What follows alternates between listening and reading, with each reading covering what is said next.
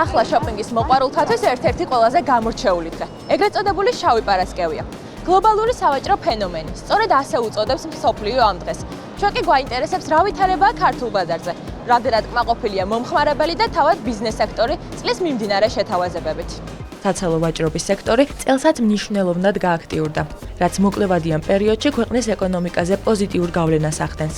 გრანდიოზული ფასდაკლებები და საინტერესო შეთავაზებები მთელი კვირის განმავლობაში თითქმის ყველა სახის პროდუქციებს ვრცელდება.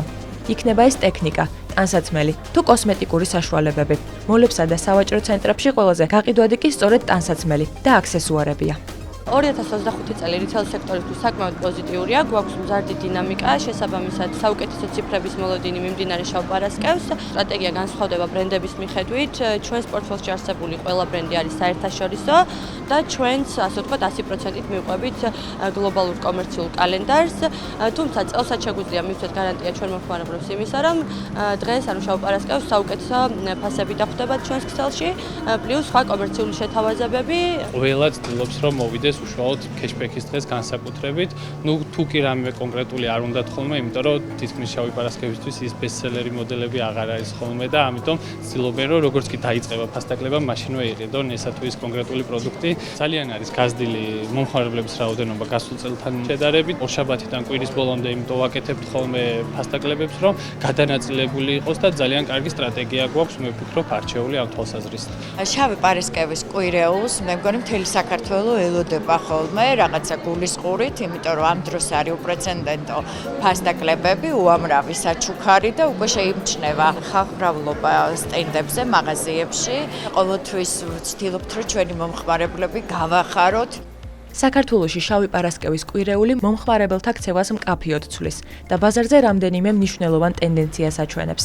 მოსახლეობის დიდი ნაწილი წინასწარ გეგმავს შესყიდვებს და ამ პერიოდს იყენებს შედარებით ძვირადღირებული ტექნიკის, ტანსაცმლისა და საყოფაცხოვრებო საქონლის შეძენისთვის. გარდა ამისა, საგრძნობლად იზრდება ეგრეთ წოდებული ჭკვიანი შოპინგის პრაქტიკაც.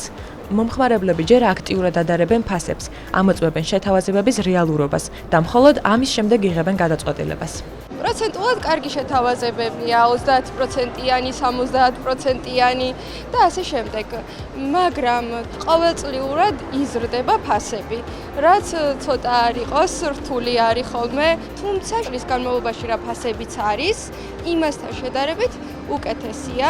განსაკუთრებით ველოდები ხოლმე შავ პარასკევს, სპორტული ტანსაცმელების საყიდვლად მოვედი ძირითადად და 40%-იანი ფასდაკლებაა თითქმის ყველგან და თან ჩვენი ბანკები გვანებიურებენ კეშბექებით. ყოფილ ვარ სხვა ქვეყნებში შავი პარასკევის დროს და აქ რასაც დავაკვირდი, ცოტა ეს პრაქტიკაც არის, რომ წინასწარ ფასებს უმატებენ და მერე აკლებენ. იქ ჯერჯერობით ეგეთი რაღაცა არ შემიჩნევია. It depends on which category. გარკვეულ პროდუქტებს ევროპის ქვეყნებზე იაფად ნახავ დღეს აქ, თუმცა რაღაც ნაწილი გაცილებით ძვირია. მე ტექნიკის, ტანსაცმლისა და საკვები პროდუქტებისთვის მოვედი და ვფიქრობ ნაყოფიერი შოპინგი გამომივიდა. შავი პარასკევის შეთავაზებები უმეტეს ბრენდზე კვირის ბოლომდე გაგრძელდება. თუმცა თუ სასურველი პროდუქტის შეძენას მაინც ვერ მოასწრებთ, შეგახსენებთ, რომ წინ საახალწლო ფასდაკლებები გელოდებათ.